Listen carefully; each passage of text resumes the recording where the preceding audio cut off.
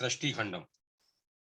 तरण का मंडप बनाने से 1 वर्ष, सरकंडे का मंडप बनाने से 100 वर्ष, साधारण काष्ठ का मंडप बनाने से 10,000 वर्ष, खदिर काष्ठ का मंडप बनाने से 1,00,000 वर्ष, यत्नतः सदृढ़ पाषाण का मंडप बनाने से करोड़ों वर्ष के लिए स्वर्ग में निवास मिलेगा। अतः बुद्धिमान लोग सर्वप्रयत्न से मंडप बनाए। मंडप करता जब तक स्वर्ग में रहेगा, उस मंडप का हरण करने वाला उतने वर्ष नरक में रहेगा, वहां दुर्गति पाएगा। रम्य जन समागम स्थल में जहां द्रव्य का क्रय विक्रय होता हो, वहां पथिकों का जहां आश्रय हो, नदी नद समागम स्थल हो, वहां मंडप बनाने से जो फल मिलता है, विप्र द्वारा मंदिर बनाने पर तदपेक्षा दूना फल मिलेगा। 3 अनाथ, विशेषतः श्रोत्रियों के लिए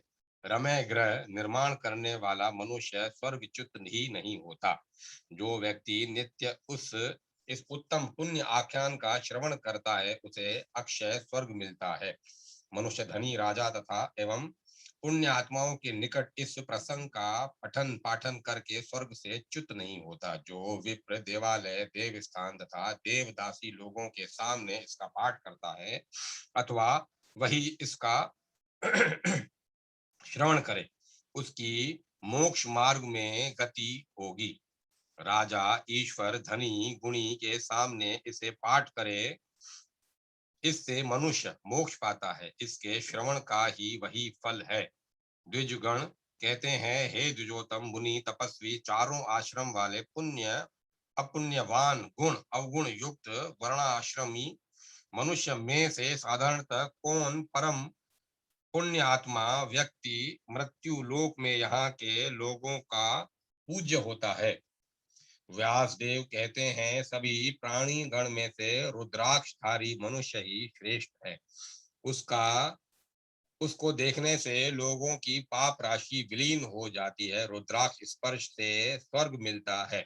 उसको धारण करने से रुद्रत्व मिलता है। जो व्यक्ति मस्तक, वक्ष तथा बाहु में रुद्राक्ष पहनता है, वह सर्व यज्ञ गोचर ईशान देव के समान होता है। वह व्यक्ति जिस भी देश में रहेगा, वह पुण्यमय हो जाएगा। ऐसे विप्र का दर्शन स्पर्श करने वाला पाप से निवृत्त हो जाता है। रुद्राक्ष धारण करके जप, तर्पण, दान, स्नान, पूजा, प्रदक्षिणा इत्यादि कुछ भी पुण्य कार्य किया जाता है, वह भी अनंत फलप्रद होता है। यह ब्राह्मण गण रुद्राक्ष फल सभी तीर्थों से भी परम तीर्थ है। इस रुद्राक्ष को धारण करने वाला देहधारी पापों से पवित्र हो जाता है, वह अतिशय पुण्य भागी हो जाता है। ब्रह्म ग्रंथि युता मंगला वहा अक्षय माला ग्रहण करके जो कुछ जप, दान, स्तोत्र तथा देवार्चना आदि करते हैं, वह सब अक्षय होता है तथा समस्त पातकों का श्रय हो जाता है। हे द्विजोतम गण, यह अब अक्षय माला लक्षण कहता हूँ, श्रवण करो। इस लक्षण से अवगत होने पर शैव मार्ग मिलता है, जो छेद रहित, कीट विध, यथा कर्मेण, भग चिन्ह, भगन चिन्ह तथा अत्यंत बीज लग्न हो, ऐसा रुद्राक्ष माला हेतु वर्जित है। स्वयं गुथी गई अन्योन्य संचिता तथा रुद्रादि ग्रथिता माला अशुद्धा है, वह दूर से वर्जित है। मध्यमा उंगली से बीज लगे ऐसे बिना मेरु स्पर्श किए बिना पुनः पुनः यथा कर्मेण जप करें। मेरु तक जाकर हाथ घुमाकर माला फिरा ले, मेरु का लंघन न करें। मंत्र जप संख्या रखकर करना चाहिए। मंत्र जप संख्या रखकर करना चाहिए। संख्या रहित जप निष्फल होता है। सभी देवता का मंत्र जप अपनी माला पर करें। एकाग्र होकर सभी तीर्थों में जप करना होगा, ऐसे करोड़ों गुना फल लाभ होता है। शुद्ध भूमि बेल वृक्ष के नीचे, गोष्ठ में, चौराहे पर, ग्रह में, इन स्थानों पर विष्णु तथा शिव मंत्र जपे। गणेश तथा सूर्य का मंत्र लिंग के सामने करने से अनंत फल मिलेगा। शून्य ग्रह शव के आगे शमशान में चौराहे पर जो व्यक्ति देवी मंत्र जपेगा उसे सगह सिद्धि लाभ होगा। जो कुछ वैदिक पौराणिक तथा आगम में कहे मंत्र हैं, सभी रुद्राक्ष माला पर जपने से वांछित फल प्रद हो जाते हैं। रुद्राक्ष माला का पवित्र जल जो मस्तक पर धारण करता है वह सर्व पातक रहित होकर पवित्र हो जाता है। रुद्राक्ष पवित्र हो जाता है, उससे अक्षय पुण्य लाभ होता है। रुद्राक्ष माला का प्रत्येक दाना भस्मादि दोष रहित होना चाहिए। जो मानव इस प्रकार से यह माला देह पर धारण करता है वह सुरश्रेष्ठ हो जाता है। द्विजगण कहते हैं, रुद्राक्ष का जन्म कहाँ हो गया, यह कैसे पवित्र हो गया, इसका प्रचार धरती पर कैसे हो गया। व्यासदेव कहते हैं, हे ब्राह्मण, पूर्व सतयुग में त्रिपुर दानव ब्रह्मा के वर से देवगण का वध करके सर्वलोक नाशार्थ अंतरिक्ष नगरी में रहता था। शंकर ने देवताओं से इस भीषण दानव की चेष्टा को सुनकर अपना आजगव्य धनुष उठाया तथा उस पर काल के समान बाण चढ़ाकर दिव्य नेत्र से देकर छोड़ा। तब प्रभुत महान उल्का की तरह वह पूरी धरती पर गिर पड़ी।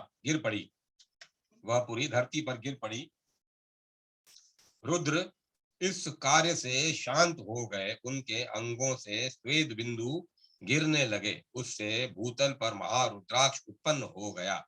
जीवगण इसे नहीं जान सके क्योंकि यह गोपनीय था। एक बार कैलाश शिखर पर स्कंद देव ने महेश्वर को अपना सिर भूमि पर टेक कर प्रणाम करके कहा। स्कंद देव कहते हैं, हे नाथ, मैं रुद्राक्ष का यथायथ फल जानना चाहता हूँ। जप धारण दर्शन स्पर्श इनमें से किससे उसका फल प्राप्त होगा, यह तत्वतः कहिए। ईश्वर कहते हैं, रुद्राक्ष दर्शन का लक्ष्य गुण, स्पर्श का कोटि गुण, धारण का दक्ष कोटि गुण तथा जप करने से कोटि सहस्त्र लक्ष लक्ष कोटि शत गुण फल मिलता है। यह संदेह रहित है। मनुष्य भले ही उच्चिष्ट विक्रम में लगा सर्वपातक युक्त क्यों न हो, वह रुद्राक्ष धारण कर सर्वपातक रहित हो जाता है। यदि रुद्राक्षधारी मांसाहारी पशु भी मृत हो जाए उसे भी वही रुद्रत्व मिलेगा। मनुष्य की तो बात ही क्या है, ध्यान धारणा रहित मानव भी यदि रुद्राक्ष धारण करे तब उसके भी पातक दूर हो जाते हैं। उसे परम गति का लाभ होता है। कार्तिकेय कहते हैं, आपने स्वयं कहा था कि 1 2 3 4 5 6 7 8 9 10 11 द्वादश त्रयोदश चतुर्दश मुखी रुद्राक्ष होता है। इनमें से किस मुख वाले रुद्राक्ष से कौन देवता है, इनमें से किस मुख वाले रुद्राक्ष के कौन देवता हैं, किसका क्या गुण दोष है। हे जगदीश, यदि आपकी मुझ पर कृपा है तब वह यथार्थ कहिए। ईश्वर कहते हैं, एक मुखी रुद्राक्ष साक्षात शिव है। उससे ब्रह्म हत्या निवृत्त होती है। अतः सर्वपातक क्षयार्थ इसे देह पर धारण करें। एक मुखी रुद्राक्ष धारी मनुष्य शिव लोक प्रयाण करके शिव के साथ सुख से विहार करता है। हे कार्तिकेय, महापुण्य तथा शिव की कृपा हो तब मनुष्य को एक मुखी रुद्राक्ष तथा कैलाश धाम की प्राप्ति होती है। दो मुखी रुद्राक्ष से अक्षय स्वर्ग लाभ होता है। त्रिमुखी रुद्राक्ष धारण साक्षात अग्नि देव है। यह जिसके शरीर पर है उसके जन्मार्जित पाप उसी प्रकार दग्ध हो जाते हैं जैसे अग्नि से तृण। मानव स्त्री हत्या, ब्रह्म हत्या, अन्य हत्या जनित पाप भोग क्यों न करता हो, वे समस्त पातक तत्क्षण उसके प्रभाव से नष्ट हो जाते हैं। अग्नि पूजा तथा अग्नि कार्य से घृता हुति प्रदान का जो फल है, इसे धारण करके धीर मनुष्य वे सभी फल प्राप्त करता है, वह अनंत काल स्वर्ग में रहेगा। यह त्रिमुखी रुद्राक्षधारी गण भूतल पर ब्रह्मा के समान है। उनका जन्म जन्मार्जित पातक दग्ध हो जाता है। इस व्यक्ति को उदर रोग नहीं होगा, किसी काम में अपटुता नहीं रहती, उसकी कहीं पराजय नहीं होती, उसका धन उसका घर अग्नि दग्ध नहीं होता। त्रिमुखी रुद्राक्ष धारण से सभी उपद्रवों का नाश होता है। उसके ग्रह पर वज्रपात आदि का निवारण हो जाता है। वह कोई अशुभ घटित नहीं होता, वहां कोई अशुभ घटित नहीं होता। चतुर्मुखी रुद्राक्ष साक्षात ब्रह्मा है। यह जिसके घर रहती है, वह सर्व शास्त्रज्ञ, वेद विद्वर, सर्व धर्मार्थ तत्वज्ञ, स्मार्तक तथा पौराणिक हो जाता है। नर हत्या तथा बहु प्राणी समन्वित ग्रह में जो पाप होता है, चतुर्मुख रुद्राक्ष धारण से वह सब दग्ध हो जाता है। महेश उस पर नित्य संतुष्ट रहते हैं तथा यह रुद्राक्षधारी व्यक्ति भूत समूह का आधिपत्यत्व लाभ करता है। सघो जात ईशान सतव पुरुष तत्पुरुष अघोर वामदेव, ये पांच देव पंचमुखी रुद्राक्ष में नित्य अधिष्ठित रहते हैं। अतः पृथ्वी पर पंचमुखी रुद्राक्ष ही श्रेष्ठ है। यह रुद्राक्ष आत्मज स्वरूप है। अति पतित जन इसे धारण करें। यह रुद्राक्ष धारण करने वाला कोटि सहस्र कोटि शत कल्प पर्यंत सुरासुर द्वारा शिव के आगे पूजित होता है। वह धरती पर सार्वभौम तथा शिवालय में शिव तुल्य तेजवान होता है। अतः सर्व प्रयत्न पूर्वक पंचमुख रुद्राक्ष धारण करें। छह मुखी रुद्राक्ष साक्षात कार्तिकेय है। यह दक्षिण भुजा में धारण करने से ब्रह्म हत्या आदि सभी पातकों से मुक्ति हो जाती है, इसमें संदेह न करें। रुद्राक्षधारी व्यक्ति स्कंद के समान बली होकर कल्पांत में अपराजय हो जाता है। भूतल में वह सभी गुणों की खान तथा हर गोरी के पुत्र स्कंद ऐसा ही हो जाता है। वह ब्राह्मण को नृप वह ब्राह्मण हो नृप पूज्य तथा क्षत्रिय होने पर यशोभाजन होता है। यदि वह वैश्य किंवा शूद्र हो, वह तब वह सर्वदा ऐश्वर्य से पूर्ण हो रहता है। देवी गौरी उसके प्रति वरप्रदा होकर सदा माता जैसी सुलभ रहती है। वह मनुष्य अपने भुजबल से विश्व विजयी हो जाता है। साधारण सभा में अथवा राजगृह में वह धीर वाक्पटु रूप से विराजमान रहता है। वह कभी कातर एवं भयभीत नहीं होता। छह मुखी रुद्राक्ष धारण से मानव को ये सभी एवं अन्य अनेक गुण प्राप्त एवं प्रकट हो जाते हैं। हे महासेन, सप्तमुखी रुद्राक्ष साक्षात नागराज अनंत है। प्रति मुख इसके प्रति मुख में एक एक नाग स्थित है। अनंत करकोटक, पुंडरिक, तक्षक, विलोष्वण, शंखचूर्ण तथा कारिश, ये महावीर नाग इस सप्तमुखी रुद्राक्ष में व्यवस्थित हैं। इसके धारण मात्र से शरीर में विष का संक्रमण नहीं होता। जिस प्रकार शिव की नागेश के प्रति प्रीति रहती है, इसी प्रकार इसे धारण करने वाले के प्रति शिव की परम प्रीति रहती है। उनकी प्रसन्नता के कारण इस रुद्राक्षधारी व्यक्ति का दिनों दिन सर्व पाप क्षय होता है।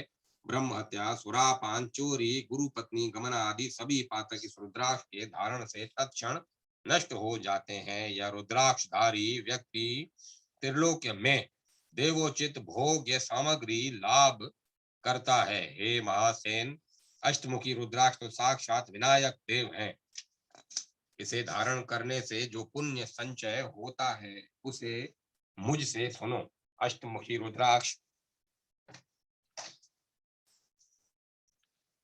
अष्टमुखी रुद्राक्षधारी मानव किसी जन्म में भी मूर्ख, अचतुर तथा नष्ट बुद्धि नहीं होता। उसके सभी कार्य बिना विघ्न संपन्न होते हैं। उसे लिपि कार्य में निपुणता, महाकार्य में कौशल तथा सभी कार्य को आरंभ करने में दिनों दिन दक्षता मिलती है। अर्धकूट, तुलाकूट, सर्वकूट तथा शीशन उदर, हाथ द्वारा, गुरु स्त्री स्पर्श इत्यादि कर्मेण जो भी पातक हो गए रहते हैं वह सभी पाप इस रुद्राक्ष के धारण करने से नष्ट हो जाते हैं। वह व्यक्ति स्वर्ग लाभ करता है तथा मुक्त होकर परम गति लाभ करता है। अष्टमुखी रुद्राक्ष धारण से ये सब गुण प्रकाशित होते हैं। नवमुखी रुद्राक्ष को भैरव कहा गया है। जो मनुष्य इसे बाहु में धारण करता है वह मेरे समान बली होता है। इस रुद्राक्ष में कपिल वर्ण रुद्राक्ष मुक्तिप्रद है। जो व्यक्ति लक्ष कोटि सहस्त्र ब्रह्म हत्या कर चुका है वह नवमुखी रुद्राक्ष धारण करे, उसका पातक दग्ध हो जाएगा। यह व्यक्ति तब इंद्र की तरह देवलोक में पूजित होता है। वह गुणों का अधिपति होकर शिव की तरह दिव्य ग्रह में निवास करता है। इसमें संशय नहीं है। हे वत्स, दशमुखी रुद्राक्ष धारण करने से नागों का भय नहीं रहता। एकादश मुखी रुद्राक्ष साक्षात एकादश रुद्र है। शिखा में धारण करने से पुण्य फल इसे शिखा में धारण करने का पुण्य फल सुनो। एक सहस्त्र अश्वमेघ यज्ञ, अन्य कोटिशत यज्ञ करने का जो फल है तथा सहस्त्र गोदान का जो फल है वही फल एकादश मुखी रुद्राक्ष धारण से मनुष्य को मिलेगा। उक्त रुद्राक्ष धारी तो शिव के समान हो जाता है तथा उसका पुनर्जन्म नहीं होता। द्वादश मुखी रुद्राक्ष धारी के प्रति आदित्य संतुष्ट हो जाते हैं। इस द्वादश मुखी से में आदित्य नित्य अधिष्ठित रहते हैं। गोमय तथा नरमेध यज्ञ का जो भी फल है वह इसे धारण करने से प्राप्त होता है। इस पर वज्रादि तणित का प्रभाव नहीं होता। उसे अग्नि भय नहीं रहता। व्याध आदि के आक्रमण से वह बचा रहता है। वह व्यक्ति ऐश्वर्यवान होकर धन लाभ तथा सुख भोग करता है, कभी दरिद्र नहीं होता। जो मनुष्य हाथी, अश्व, मनुष्य, मारजार, मूषक, शशक, सर्प, दंष्ट्री तथा श्रगला आदि का हनन करता अथवा कराता है वह द्वादश मुखी रुद्राक्ष पहने उसकी निस्संदेह पाप मुक्ति होगी। यदि त्रयोदशी मुखी रुद्राक्ष प्राप्त हो सके तब वह साक्षात रुद्र है। वह यह अत्यंत मंगलदायक तथा सर्व काम फल प्रद है। हे षणमुख, उक्त रुद्राक्ष को धारण करने वाले भाग्यवान मनुष्य को सुधार सायन, धातुवाद तथा पादुका सिद्धि हो जाती है। माता पिता, बहन भाई अथवा गुरु की हत्या का पाप भी उस त्रयोदश मुखी रुद्राक्ष को धारण करने से दूर हो जाता है। यह व्यक्ति अक्षय स्वर्ग लाभ करता है तथा महेश्वर देवत विराजित होकर रहता है। हे वत्स, मानव चतुर्दश मुखी रुद्राक्ष यदि मस्तक अथवा बाहु में यथाशक्ति धारण करेगा तब उसके संबंध में अधिक क्या कहूं। वह व्यक्ति अपने पुण्य के गौरव के कारण सभी देवताओं के द्वारा पूजित होता है। कार्तिकेय कहते हैं, हे प्रभु, रुद्राक्ष के प्रत्येक मुख में कौन मंत्र है, किस प्रकार से न्यास होगा, किस विधि से उसे धारण करना होगा, यह सुनने की कामना है, कृपया कहिए। ईश्वर कहते हैं, हे षडानंद, जिस विधि से रुद्राक्ष के प्रत्येक मुख का न्यास करना होगा वह सुनो। किसी मंत्रोच्चार के बिना मात्र रुद्राक्ष धारण करने से ही वे सब गुण प्राप्त हो जाते हैं। तथापि जो कोई व्यक्ति मंत्र युक्त रुद्राक्ष धारण करता है, उसके सभी उसके गुण तथा महत्व का वर्णन मैं भी नहीं कर सकता। अब सभी मंत्र का उपदेश देता हूँ। ये मंत्र मूल में अंकित हैं, जो 204 में है, अतः यहाँ लिखा जाना व्यर्थ है। इन मंत्रों का न्यास यथा कर्मेण करें। मंत्र न्यास युक्त जप माला मस्तक तथा वक्ष पर रखकर जो जाता है, उसे प्रत्येक कदम पर अश्वमेघ यज्ञ की प्राप्ति होती है, इसमें संदेह न करें। जो जन सभी मुख वाले 1 से 13 मुखी दानों की माला धारण करते हैं, वे तो मेरे समान हो जाते हैं। हे पुत्र, अतः सर्व प्रयत्न से रुद्राक्ष धारण करें। इदानी मंत्रा आदिशन्ते। ओम रुद्र एकावक्त्रसे, ओम ख द्विवक्त्रसे, ओम भू त्रिवक्त्रसे, ओम ह्रीं चतुर्वक्त्रसे, ओम हां पंचवक्त्रसे, ओम हुं षट्वक्त्रसे, ओम हन् सप्तवक्त्रसे, ओम कं अष्टवक्त्रसे, ओम जू वक वक नववक्त्रसे, ओम शन दशवक्त्रसे, ओम श्रीं एकादश वक्त्रसे, ओम ह्रीं द्वादश वक्त्रसे, ओम शोम त्रयोदश वक्त्रसे, ओम व्राहं व्रात्रहं चतुर्दश वक्त्रसे। अतः एवं मंत्रा यथा कर्मणं न्यस्त्वा शिर स्योरसि मालः च गृहीत्वा यो वज्रेत्र पदे पदे अश्वमेघस्ते फलमानुनोति न्यान्यथा सर्वशामपि वक्त्राणा धारणे मत्समो भवते तस्मत् सर्व प्रयत्ने रुद्राक्ष पुत्र धारे। जो रुद्राक्ष धारण किए हुए धरती पर मृत होता है, इस लोक में मृत होता है, वह मेरे रम्यपुर में आकर सभी देवों से पूजित होते हैं। हे वत्स, पूर्व काल में एक वणिक पुत्र वाणिज्य करने स्थल देश से जाते जाते मेरु देश में पहुंच गया। वहां वृक्ष की शाखा पर एक प्रेत नारी नाच रही थी। द्विजवणिक ने उस प्रेत नारी से प्रश्न किया। द्विजवणिक कहता है, तुम जीर्ण वस्त्रों से शरीर आच्छादित किए दीन भाव से नाचने वाली कौन हो? ईश्वर कहते हैं, तब प्रेत नारी ने उत्तर दिया, मैंने देवदूतों से सुना था कि संप्रति यह सुंदर पुरुष वज्रपात से मारा जाकर मेरा पति होगा।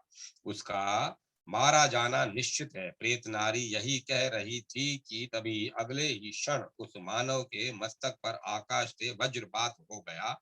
वह द्विज वज्रहांत होकर वहां जमीन पर गिर पड़े। आधा टुकड़ा रुद्राक्ष पर जा गिरा। वह हे वत्स, तदंतर वहां मेरी पुरी से शीघ्र विमान आ गया। वह द्विज उस विमान पर मनोहर रूप धारी होकर बैठ गया। तदंतर वह मेरा अंश पाकर पृथ्वी पर महाधनी बलि राजा होकर जन्मा। हे पुत्र, इस प्रकार रुद्राक्ष के आधे टुकड़े पर मरण होने पर भी उस द्विज की उत्तम गति हो गई। अतः ज्ञानतः रुद्राक्ष धारण करने से मानव को कितना फल मिलेगा, वह कहने की शक्ति मुझ में नहीं है। जो व्यक्ति मृत्यु काल में रुद्राक्ष माला अथवा मात्र एक रुद्राक्ष धारण किए रहता है, वह शिव, शाक्य, गणपात्य तथा सौर होता है। वह शिव, शाक्त, गाणपत्य अथवा सौर होता है। जो व्यक्ति इस अध्याय का पाठ करता है अथवा कराता है अथवा अन्य को सुनाता किंवा स्वयं श्रवण करता है, वह सभी पातकों से मुक्त होकर क्रमशः सुखपूर्वक स्वर्ग जाता है। 61वां अध्याय समाप्त। 62वां अध्याय आंवला के महात्म्य का वर्णन, प्रेत की आख्यायिका का वर्णन, तुलसी महिमा वर्णन। स्कंद देव कहते हैं, मैं अब अन्य फल प्रद वृक्षों की पवित्रता के संबंध में जिज्ञासा कर रहा हूँ। हे जगदीश्वर, सभी लोगों के हितार्थ वह कहें। श्री राम श्री राम श्री राम। ईश्वर कहते हैं, धात्री फल आंवला परम पवित्र तथा सर्वलोक विशुक्त विशुद्ध है। इसका वृक्षारोपण करने से पुरुष अथवा स्त्री दोनों ही जन्म बंधन से मुक्त हो जाते हैं। वह पवित्र फल वासुदेव को प्रीतिकर है। इसके भक्षण मात्र से वासुदेव की प्रसन्नता मिलती है। इसके भक्षण से सभी पातकों से मुक्ति होती है। इसके भक्षण से आयु, पान करने से धर्म संचय, इसके जल में स्नान द्वारा अलक्ष्मी का नाश होता है। फलों में इससे सर्वेश्वर मिलता है। हे महासेन, जिस ग्रह में धात्री वृक्ष का अवस्थान है, वहां प्रेत दैत्य राक्षस प्रवेश नहीं करते। गंगा, गया, काशी, पुष्कर की सेवा का प्रयोजन नहीं है। रविवार के दिन एकमात्र धात्री ही पुरुषों द्वारा सेव्य है। दोनों पक्षों की एकादशी के दिन जो व्यक्ति धात्री जल में स्नान करता है, उसके सभी पातकों का क्षय हो जाता है। वह व्यक्ति विष्णु लोक में विहार करता है। यह धात्री फल भक्षण तथा पान करने हेतु सदा सेवनीय है। एकादशी को स्नान में सदा धात्री जल का उपयोग करें। संयम एवं पारण हेतु जो मनुष्य एकमात्र धात्री स्पर्श करके भोजन करते हैं, अभय पक्ष की एकादशी को उसका स्पर्श करके व्रत करते हैं, वे मात्र इस एक उपवास द्वारा ही 7 जन्मों के पातक से मुक्त हो जाते हैं। वह मनुष्य अक्षय स्वर्ग लाभ करता है। वह विष्णु का सायुज्य पा लेता है। तभी सर्व प्रयत्न पूर्वक धात्री व्रत करें। जो धात्री फल के रस से केश रंजित करता है, उसे पुनः मात्र स्तन का पान पुनः जन्म लेना नहीं करना पड़ता। धात्री के दर्शन, स्पर्श तथा नामोच्चार से विष्णु प्रसन्न होकर वरदाता हो जाते हैं तथा संतुष्ट होकर उस पुरुष नारी के प्रिय बने रहते हैं। जहाँ धात्री फल है, वहीं केशव है। ब्रह्मा तथा लक्ष्मी भी वहां विराजमान है। अतः धात्री को घर में रखें। वहां जहां धात्री स्थित है, वहां अलक्ष्मी नष्ट हो जाती है। वहां पर सभी देवता संतुष्ट होकर एक क्षण भी उस ग्रह का त्याग नहीं करते। जो व्यक्ति धात्री फल का नैवेद्य प्रदान करता है, विष्णु उसके प्रति संतुष्ट हो जाते हैं। अन्य 100 यज्ञ करने से भी वे इस प्रकार संतुष्ट नहीं होते। धात्री के स्नानोपरांत जो व्यक्ति माधव पूजन करता है, वह अपना मनोभिष्ट पूर्ण कर लेता है। मनुष्य में उत्तम व्यक्ति धात्री के लक्षणों का स्मरण करके उसके द्वारा पूजा करते हैं। उनको शस्त्र सहस्त्र स्वर्ण दान जनित फल मिल जाता है। हे स्कंद, जो गति ज्ञानी मुनि तथा योगियों की होती है, धात्री सेवक मनुष्य भी वही गति लाभ करता है। तीर्थ सेवा, तीर्थ यात्रा तथा अनेक व्रतों से जो गति मिलती है, धात्री फल सेवा से मनुष्य वही गति लाभ करता है। धात्री फल सेवन से सभी देवता देवी तथा मेरे गण भी प्रसन्न होते हैं। वे सभी प्रसन्नता से वर देते हैं। जो दुष्ट ग्रह उग्र दर्शन दैत्य राक्षस है, वे धात्री फल सेवन से शांत हो जाते हैं। रविवार को छोड़कर अन्य मत से रवि मंगल को छोड़कर सभी देव पूजा में धात्री फल प्रशस्त है। अतः रविवार तथा सप्तमी एवं मंगल को धात्री फल का वर्णन दूर से करें। जो व्यक्ति रवि एवं मंगल को धात्री फल खाता है अथवा उससे स्नान करता है, उसकी आयु वित्त संतान नष्ट हो जाते हैं। संक्रांति, शुक्रवार, षष्ठी, प्रतिपदा, नवमी तथा अमावस्या को धात्री का दूर से वर्जन करें। जिस मृत शव की नाक, कान, तुंड तथा केश पर धात्री फल अर्पित रखा किया जाता है, वह विष्णु लोक जाता है। धात्री के संपर्क मात्र से मृत व्यक्ति अच्युतलाय जाता है, अच्युतलालय जाता है, उसके सर्व पातक श्रेय होते हैं। वह तथा उत्तम रथ पर स्वर्ग गमन करता है। जो धार्मिक व्यक्ति धात्री रस लिप्त करके स्नान करते हैं, उनको पद पद पर यज्ञ फल मिलता है। सभी पापी लोग तथा दुष्ट दारुण ग्रह उसको देखते ही भाग जाते हैं। हे स्कंद, पुरा काल में एक पुलकस शिकार करने वन गया। वहां उसने मृग पक्षी गण को मारा तथा भूख प्यास से कातर हो गया। तब उसने अपने समक्ष उत्तम फल युक्त आंवला का वृक्ष देखा तथा उस पर चढ़कर उसने उत्तम फलों को खाया। देवतः वह पुलकस उस वृक्ष से धरती पर गिरा तथा तीव्र वेदना के कारण मृत हो गया। तब शमशान सेवक सभी राक्षस तथा भूतगण उस मृत चांडाल को ले जाने को आए, तथा भी कोई न ले सका। वे परस्पर यह कहते लड़ने लगे कि शव मेरा है।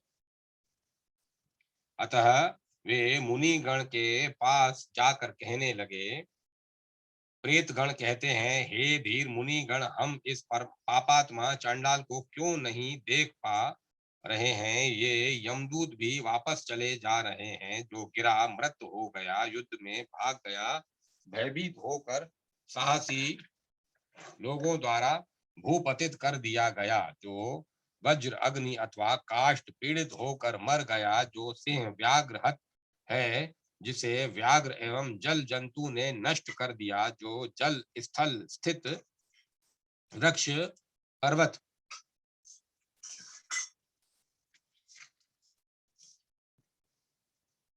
पर्वत से गिरा, प्रेत है, शव है, जो पशु पक्षी द्वारा निहित है, जो कारागार में मृत है, विष प्रयोग से मृत है, आत्मघाती है, श्राद्धाधिक्रम रहित गूढ़ कर्म से मृत है,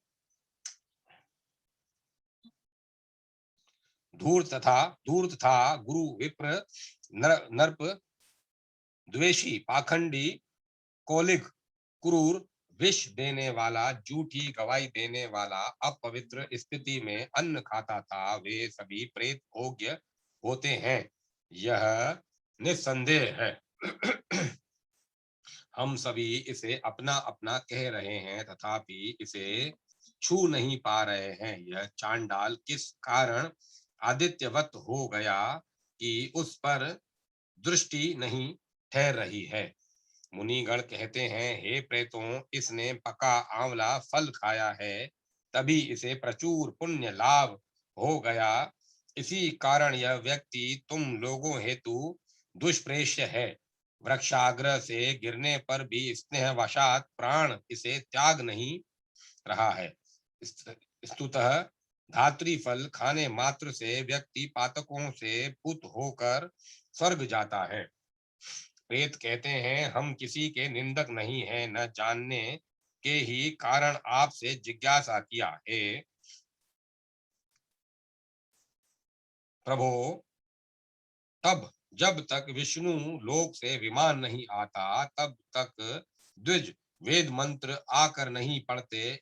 उस बीच हे श्रेष्ठ ब्राह्मणों, आप हमारी मनोगत बातों का उत्तर दीजिए। जहाँ वेद, नाना मंत्र, पुराण, स्मृति घोषित होती है, वहां हम एक क्षण भी नहीं ठहर पाते। यज्ञ, होम, जप स्थान, देवाचनार्द आदि आगे हम ठहर नहीं सकते। इसका कारण क्या है, यह कहें। हे द्विजों,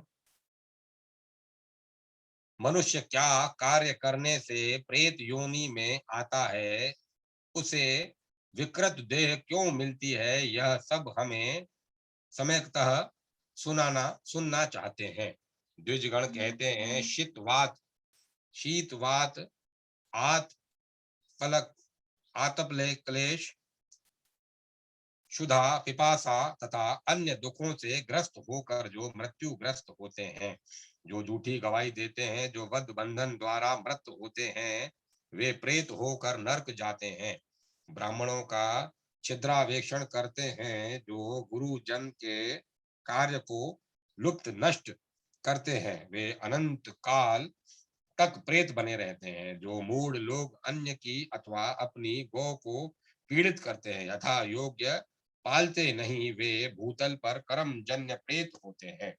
जो मनुष्य हीन प्रतिज्ञा प्रतिज्ञा से पलट जाने वाले असत्य निष्ठ तथा कमल के पत्ते पर भोजन करते हैं, वे अपने इन कर्मों से पृथ्वी पर प्रेतत्व पाते हैं। जो अपनी शुद्धा कन्या तथा साध्वी पत्नी की पितृव्यय तथा मामा आदि की कन्या पत्नी का विक्रय करते हैं, वे पृथ्वी पर कर्मजन्य प्रेत होते हैं। ये सभी तथा इस प्रकार अन्य और अनेक भी स्व स्व कर्मानुसार भूतल पर प्रेतत्व प्राप्त करते हैं।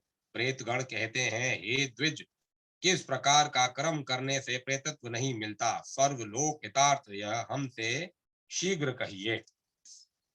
द्विजगण कहते हैं, जो धीमान मनुष्य तीर्थ जल में स्नान करता है तथा परम लिंग की वंदना करता है, वह कभी प्रेत नहीं होता। मानव एकादशी को उपवास करे, एका द्वादशी को हरि पूजा करे, उसे कभी प्रेतत्व नहीं होगा।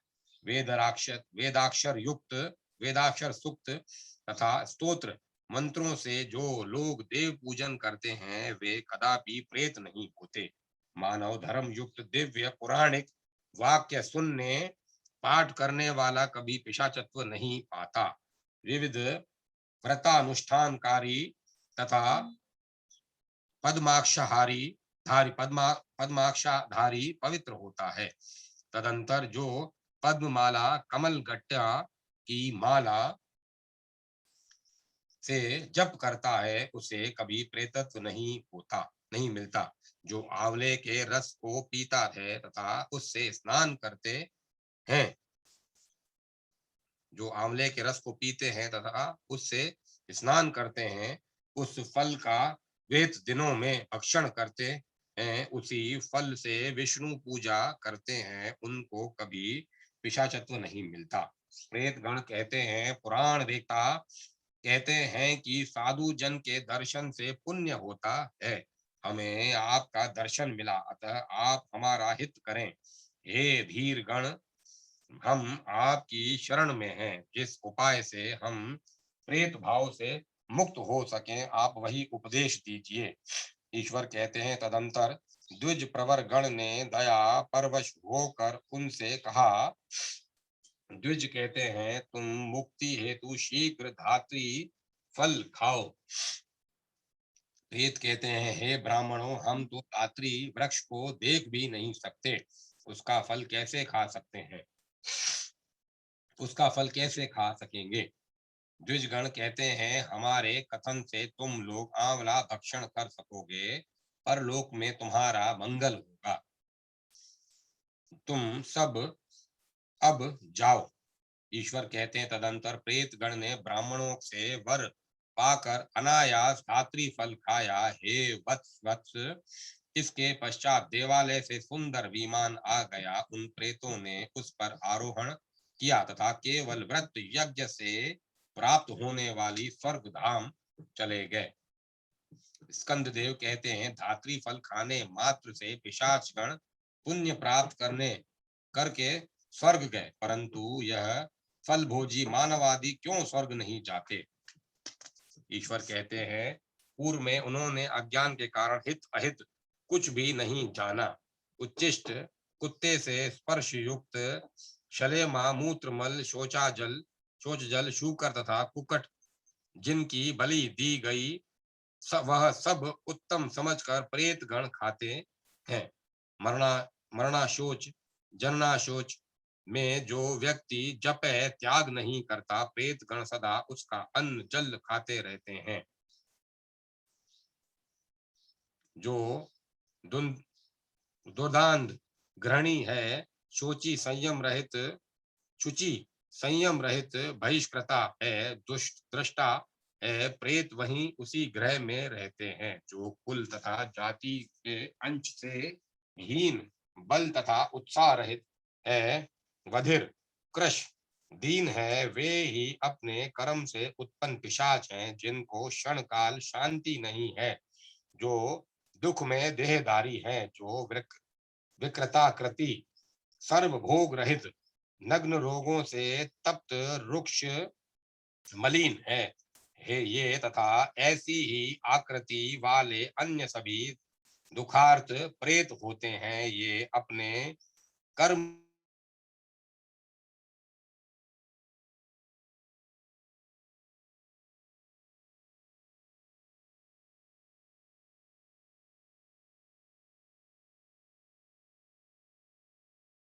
पर कर्मज प्रेत होते हैं, जिन्होंने फांसी लगाकर जल में शस्त्र से अथवा विष से आत्महत्या किया है, वे इहलोक में प्रेत होकर चांडाल आदि योनि में जन्म लेते हैं। जो अंतज्य पवित्र पाप रोग से मृत अंतज्यों द्वारा युद्ध में मारे गए हैं, वे भूतल में निश्चित प्रेत होते हैं।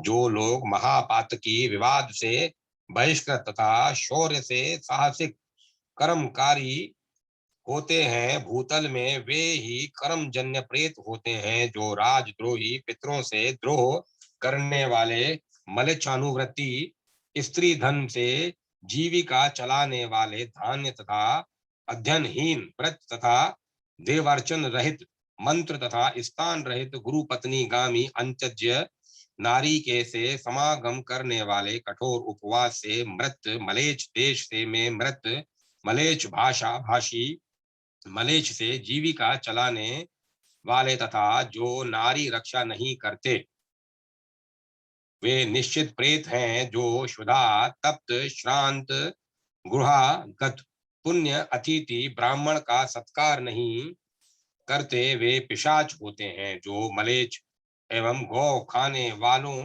को गाय बेचते हैं, वे अनंत काल पर्यंत प्रेत लोक में रहते हैं। जो पशु अशोच में जन्मते अथवा मृत होते हैं, वे पुनः पुनः प्रेत एवं पिशाच होते हैं। जो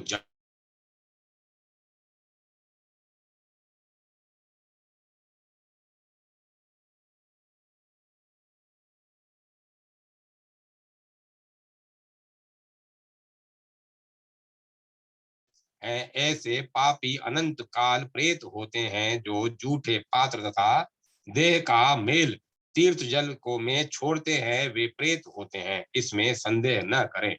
जो पृथ्वी पर दान मानादि तथा अर्चना द्वारा ब्राह्मणों को संतुष्ट नहीं करते, पितरों एवं गुरु गण को तृप्त नहीं करते, वे कर्म जन्य प्रेत होते हैं। जो स्त्रियां पति का त्याग करके अन्य के साथ रहती हैं, वे चीर काल तक प्रेत लोक में रहती हैं।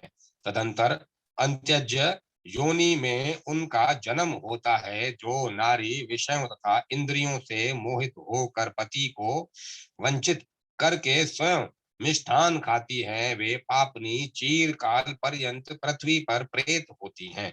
जो विष्टा मूत्र भोजी स ब्रह्म स्व भक्षण करने वाले अभक्ष खाने वाले हैं, वे भी चीर काल पर्यंत प्रेत होते हैं। जो बलपूर्वक पराये द्रव्य को लेकर पुनः वापस नहीं करते, जो अतिथियों का अपमान करते हैं, वे प्रेत होते हैं तथा नरकगामी होते हैं। अत अत आमलकी आंवला भक्षण तथा उसका रस निकाल कर स्नान करें। ऐसा मनुष्य सभी पातकों रहित होकर विष्णु लोक में पूजित होता है। अतः व्यक्ति सर्वप्रत्न पूर्वक कल्याण प्रदा आंवला आमल की का सेवन करे। जो व्यक्ति नित्य इसे शुभ पुण्य में आख्यान का श्रवण करता है, उसकी आत्मा निष्पाप होकर विष्णु लोक में विहार करती है। पौराणिक कहते हैं कि जो मनुष्य सततः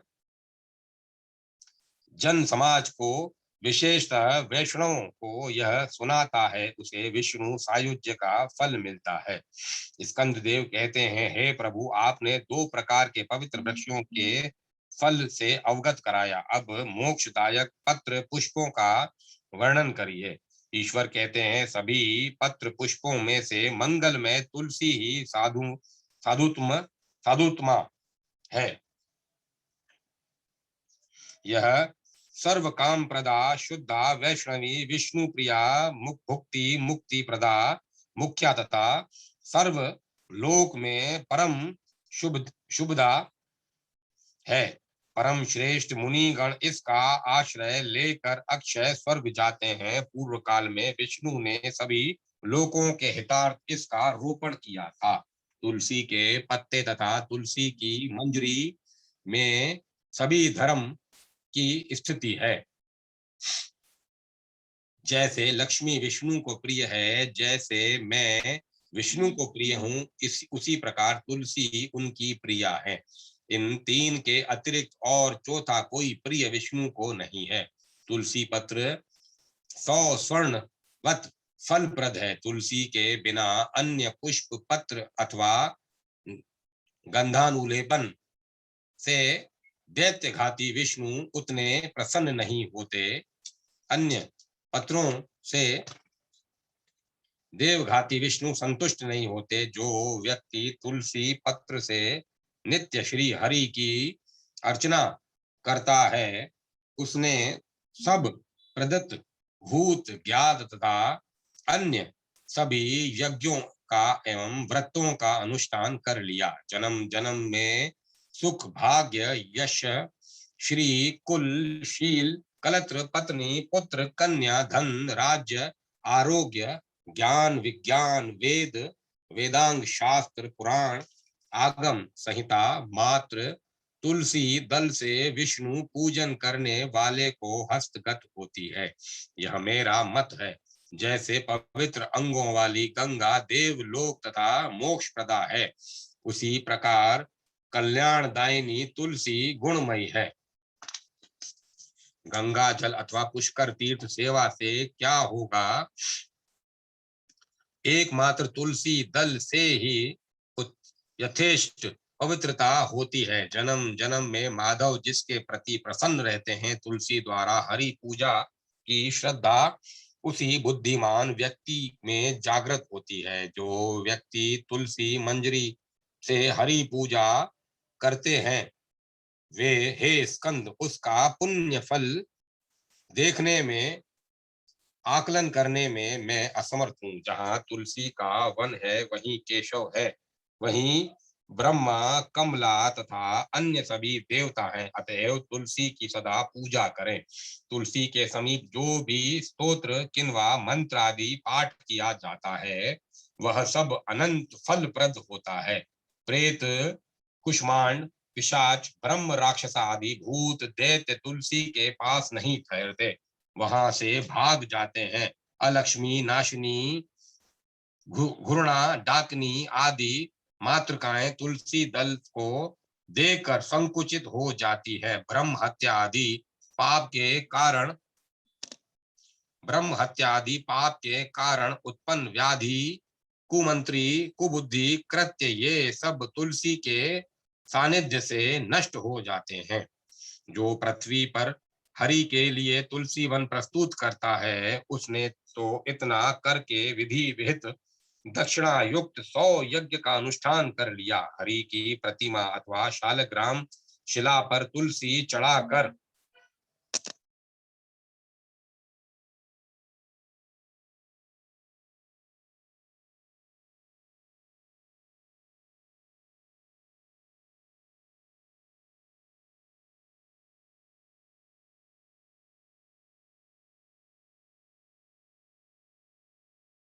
हरि के लिए तुलसी वन प्रस्तुत करता है, उसने तो इतना करके विधि विहित दक्षिणा युक्त 100 यज्ञ का अनुष्ठान कर लिया। हरि की प्रतिमा अथवा शालग्राम शिला पर तुलसी चढ़ाकर मनुष्य विष्णु का सायुज्य प्राप्त करता है। जो धीर मनुष्य माधव के लिए धरती पर तुलसी का पौधा लगाता है, उसके पूर्वज आनंदित होते हैं तथा वह पौधारोपण करने वाला माधव के लोक को प्राप्त कर लेता है। जो मनुष्य श्री हरि की पूजा करके निर्माल्य तुलसी दल अपने सिर पर धारण करता है, वह पाप रहित होकर स्वर्ग जाता है। कली काल में तुलसी पूजा, तुलसी कीर्तन, तुलसी ध्यान, तुलसी रोपण तथा तुलसी धारण सर्व पाप पातक हारी एवं स्वर्ग तथा मोक्ष प्रद है। जो व्यक्ति तुलसी की सेवा का उपदेश देता है, स्वयं उसकी पूजा करता है, वह परम स्थान माधव लोक जाता है। हरि को जो प्रिय है वह मुझे शिव को भी प्रिय है। हे षडानंद, सभी देव देवी की अर्चना में, श्राद्ध यज्ञों में तुलसी पत्र एकमात्र प्रशस्त जाने। अतः सर्व प्रयत्न पूर्वक तुलसी सेवा करें। जो व्यक्ति तुलसी की सेवा करता है, उसके द्वारा गुरु विप्र देवता तीर्थ आदि सबकी सेवा हो गई। जो व्यक्ति शिखा पर तुलसी रखकर प्राण त्याग देता है, वह समस्त दुष्कृत राशि से निर्मुक्त होकर निरामय स्वर्ग जाता है। राजसूया आदि यज्ञ तथा नाना व्रत नियम से धीर व्यक्ति जो गति लाभ करते हैं, तुलसी की सेवा करने वाले भी वही गति लाभ कर लेते हैं। जो एक भी तुलसी दल से हरि पूजा करता है, वे विष्णुत्व की प्राप्ति कर लेते हैं। अन्य बहुत से शास्त्र ज्ञान का क्या प्रयोजन। जो व्यक्ति तुलसी के कोटि संख्यक शाखा तथा मुकुल से केशवार्चन करता है, उसे अब पुनः जन्म लेकर मात्र स्तनपान नहीं करना पड़ेगा। जो कोमल तुलसी दल से नित्य हरि पूजन करता है, वह मानव शत सहस्त्र लोगों का शंकु यह सामर्थ्य मुझ में है ही नहीं। जो व्यक्ति नित्य पुण्य पुंज प्रदायक इस प्रसंग को सुनता है, उसको पूर्व जन्म के पातकों तथा जन्म बंधन से मुक्ति मिल जाती है। इसका मात्र एक बार पाठ करने वाला अग्निहोत्र अग्निहोष्टम यज्ञ फल लाभ कर लेता है। व्याधि अथवा जो व्याधि अथवा मूर्ख पुत्र कदापि नहीं होता, उसे सदा जय मिलती है, कभी भी वह पराजित नहीं होता। वह यह आख्यान जिसके ग्रह में लिखा हुआ रहता है, वह पर एक क्षण के लिए भी व्याधि प्रेत तथा अपमान का कारण नहीं होता। 62वां अध्याय समाप्त। 63वां अध्याय तुलसी के स्तोत्र का वर्णन, उसका महात्म्य। द्विजगण कहते हैं, हमने आपसे शुभ तुलसी महात्म्य श्रवण किया, आप उनका पुण्य स्तोत्र कहिए, हम उसे सुनना चाहते हैं। व्यासदेव कहते हैं, हे ब्राह्मण प्रवर गण, पूर्व में मैंने स्कंद पुराण में जो कुछ कहा था तथा अब मोक्षार्थ उस पुराण कथा को कहता हूँ। शतानंद ऋषि के सभी शिष्य व्रतशील ब्राह्मण थे। उन्होंने गुरु शतानंद को प्रणाम करके कहा, विप्र शिष्य गण कहते हैं, हे नाथ, आपने ब्रह्मा के मुख का तथा तुलसी का वृतांत सुना था। हे ब्रह्मज्ञ, हम आपसे वह सुनना चाहते हैं। मुनि शतानंद कहते हैं, तुलसी के नामोच्चारण मात्र से ही मुरारी हरि प्रसन्न हो जाते हैं, सभी पातक विलीन हो जाते हैं तथा अक्षय पुण्य मिलता है। ऐसी तुलसी का पूजन लोग क्यों नहीं करेंगे। तुलसी के मात्र दर्शन से ही कोटि गोदान फल मिलता है। कली काल में जगत में वे मानव धन्य है, जिनके गृह में नित्य शालग्राम शिला का अर्चना हेतु तुलसी लाई जाती है।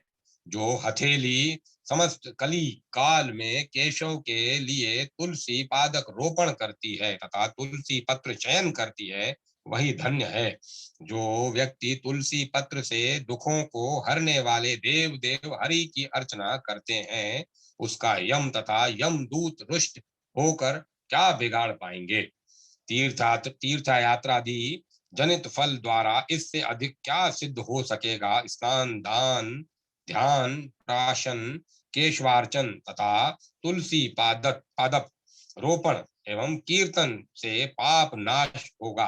तुलसी स्तोत्र मंत्र यह है, हे तुलसी, तुम अमृतोद्भवा सर्वदा केशव को प्रिय हो। हे तुलसी, तुम अमृतोद्भवा सर्वदा केशव को प्रिय हो। मैं तुम्हारा चयन केशव के लिए करता हूँ। हे शोभने, तुम वरदान दो। तुम्हारे अंग से उत्पन्न तुलसी के पत्रों से मैं हरि पूजा कर पाता हूँ। हे पवित्र अंगों वाली कलीमल कलीमन नाशिनी, तुम वही विधान करो कि मैं पूजा कर सकूं। यह मंत्र पढ़ते हुए तुलसी दल का चयन करके जो व्यक्ति वासुदेवार्चन करता है उसे लक्ष्य कोटि गुणित फल लाभ होता है। हे देवेशी, सुर सतम गण तुम्हारी महिमा का गायन करते हैं। मुनि, सिद्ध, गंधर्व, पाताल के नाग गण, इन सब को तुम्हारे प्रभाव का ज्ञान ही नहीं है। केवल केशव तुम्हारा प्रभाव जानते हैं। शत कोटि कल्प में भी तुम्हारे गुण का परिमाण कोई नहीं जान सकता है। तुलसी, तुम क्षीर सागर के मंथन के समय कृष्ण के आनंद से उत्पन्न हो। पूर्व काल में विष्णु ने का अपने तुमको अपने उत्तम अंग पर धारण किया था। उनके अंग के साथ होकर ही तुम परम पवित्र हो गई।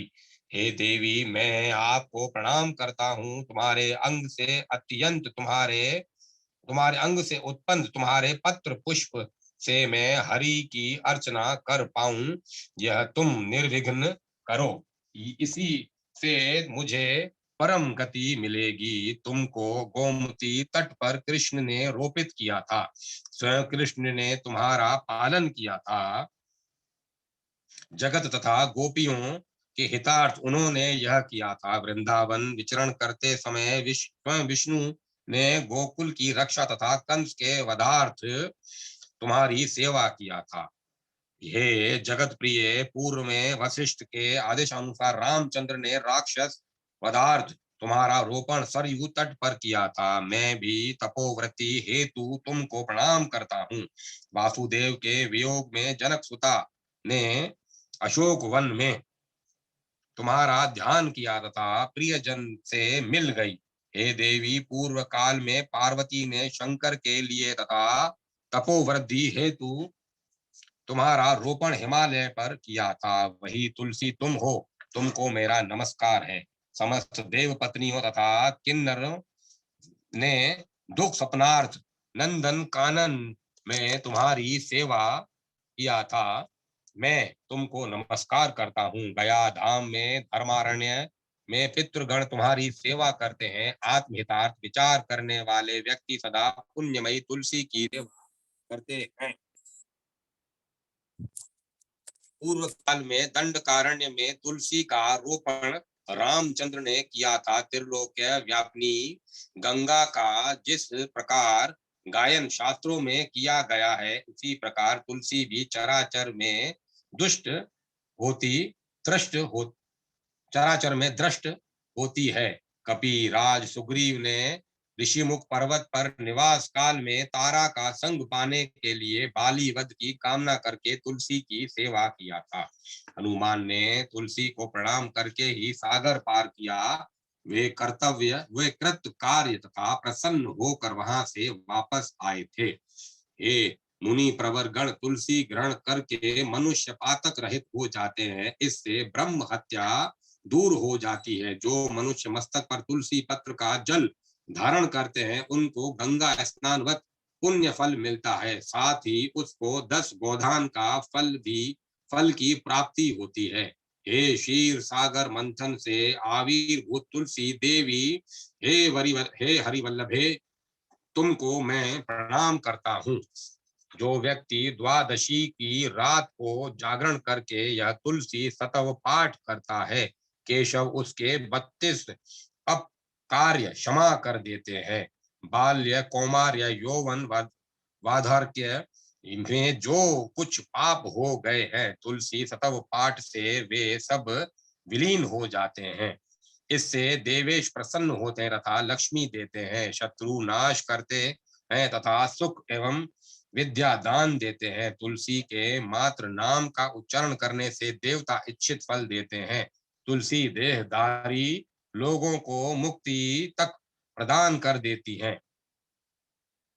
सतव से संतुष्ट तुलसी सुख समृद्धि प्रदान करती है तथा अन्यायास समस्त पातक नष्ट हो जाते हैं। जिसके गृह में तुलसी सतव लिखित रूपेण रहता है, उसका कोई अशुभ नहीं होता, उसे निश्चित रूप से शुभ प्राप्ति होती है। इसका सब मंगलमय होता है, तनिक अमंगल नहीं होता। उसे सर्वदा सुभिक्ष स्तुति मिलती है, प्रचुर धन धान्य होता है। उसकी निश्चला भक्ति केशव के प्रति होती है, वैष्णवों से कभी उसका विछो नहीं होता। वह रोग रहित होकर जीवन धारण करता है, उसकी मति अधर्म के प्रति नहीं होती। द्वादश की रात में जागरण करके व्यक्ति तुलसी सतव पाठ करे, कोटि सहस्त्र लक्ष कोटि तीर्थ सेवा का जो फल होता है, तुलसी स्तोत्र पाठ मात्र से उसे वही फल प्राप्त होता है। 63वां अध्याय समाप्त।